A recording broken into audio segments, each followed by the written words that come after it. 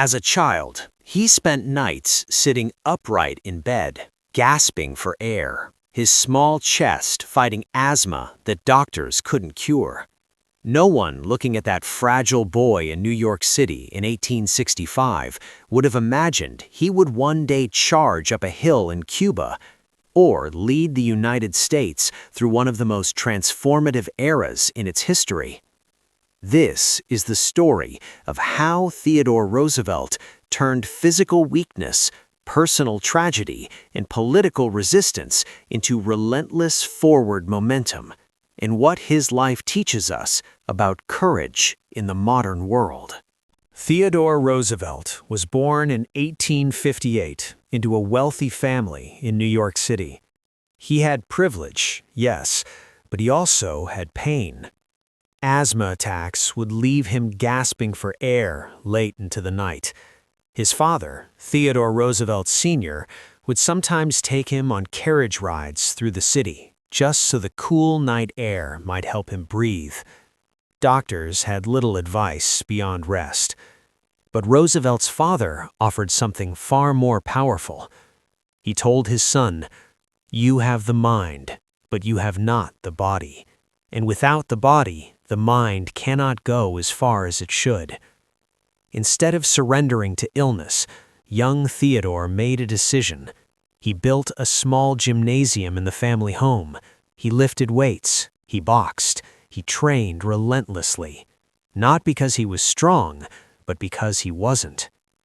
Over time, the sickly boy transformed himself. His asthma never fully disappeared, but his mindset changed permanently. He learned that weakness wasn't an identity, it was a starting point. Your starting point does not define your ceiling. Many of the traits you struggle with today can become the discipline that shapes your character tomorrow. In 1880, Roosevelt married Alice Hathaway Lee. He was deeply in love. Friends described him as radiant with happiness. Then, on February 14, 1884, Valentine's Day, his world shattered. His mother died of typhoid fever. On the very same day, in the same house, his young wife Alice died from complications after childbirth. 2 women he loved, gone within hours. In his diary for that day, Roosevelt drew a large black X across the page and just wrote one sentence: "The light has gone out of my life." He was 25 years old. Grief can break people, and for a time it nearly broke him. He left his infant daughter with relatives and disappeared west to the Dakota Territory, not to escape responsibility, but to survive emotionally. Loss will visit every life. The question is not whether you'll suffer, it's whether you will let suffering define you or deepen you. The Dakota Territory in the 1880s was harsh, vast, and unforgiving. Blizzards could wipe out entire cattle herds. Law was thin. Survival required resilience. Roosevelt bought a ranch near the Little Missouri River and lived as a cowboy and rancher. He rode for hours across open plains. He hunted. He worked cattle. He faced down thieves.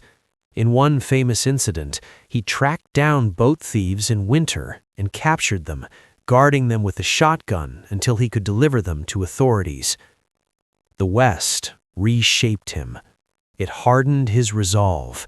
It gave him physical endurance. It replaced grief with purpose. When a brutal winter in 1887 to 88 destroyed much of his cattle investment, he didn't collapse.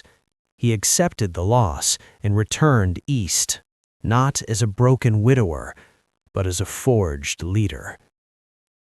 Sometimes the environment that feels most uncomfortable is exactly what builds the resilience you'll need later. By 1898, war broke out between the United States and Spain. Roosevelt, then Assistant Secretary of the Navy, resigned his comfortable position in Washington. He organized the first U.S. volunteer cavalry, known as the Rough Riders.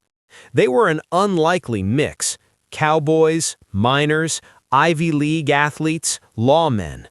On July 1, 1898, during the Battle of San Juan Hill in Cuba, Roosevelt led a charge up Kettle Hill under heavy fire. It was chaotic, dangerous, confusing, but he moved forward. His visible courage electrified his men. The charge became one of the defining images of American military history. Though later accounts clarified details of the battle's complexity, Roosevelt's bravery was undeniable. He returned home a national hero. The Dakota Territory in the 1880s was harsh, vast, and unforgiving. Blizzards could wipe out entire cattle herds. Law was thin. Survival required resilience. Roosevelt bought a ranch near the Little Missouri River and lived as a cowboy and rancher.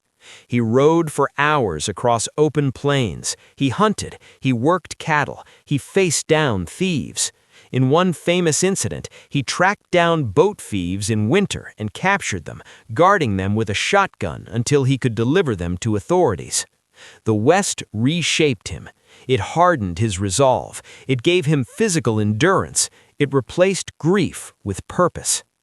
When a brutal winter in 1886-87 destroyed much of his cattle investment, he didn't collapse. He accepted the loss and returned east, not as a broken widower, but as a forged leader. Sometimes the environment that feels most uncomfortable is exactly what builds the resilience you'll need later. Bold leadership isn't about comfort. It's about stepping into uncertainty when it matters most. In 1901, Roosevelt became vice president under President William McKinley. 6 months later, McKinley was assassinated. At just 42 years old, Theodore Roosevelt became the youngest president in U.S. history. Many political leaders expected him to be temporary, manageable, quiet. They were wrong. Roosevelt attacked corporate monopolies with trust-busting lawsuits. He pushed for food and drug regulations after public outrage over unsafe conditions. He strengthened labor protections. He expanded national parks and preserved millions of acres of wilderness. He believed in what he called the square deal, fairness for workers, consumers, and businesses. He wasn't perfect. His era had contradictions and limitations, but he governed with visible energy and moral urgency. When opportunity comes unexpectedly, preparation meets character. If you've built discipline in private, you can lead with clarity in public. After leaving office in 1909, Roosevelt didn't disappear quietly. In 1912, frustrated with his successor's policies, he ran again for president under the Progressive Party, the Bull Moose Party. During the campaign, he survived an assassination attempt. A bullet struck his chest, slowed by a folded speech and glasses case in his pocket. Bleeding, but steady, he told the crowd, "It takes more than that to kill a bull moose." Then he spoke for nearly 90 minutes before seeking medical attention. Later, in a 1910 speech in Paris, he delivered words that still echo today. "It is not the critic who counts. The credit belongs to the man who is actually in the arena." Roosevelt lost the 1912 election, but his courage in defeat became part of his legacy. Theodore Roosevelt's life was not a straight line of triumph. He began weak. He endured devastating loss. He risked comfort for courage. He faced political resistance. He lost elections. But at every stage, he chose movement over stagnation. He did not wait to feel fearless. He acted while afraid. He did not wait to feel ready. He prepared until opportunity found him. Lessons for today. Build strength where you are weakest. Let hardship deepen you, not define you. Step forward when leadership feels uncomfortable.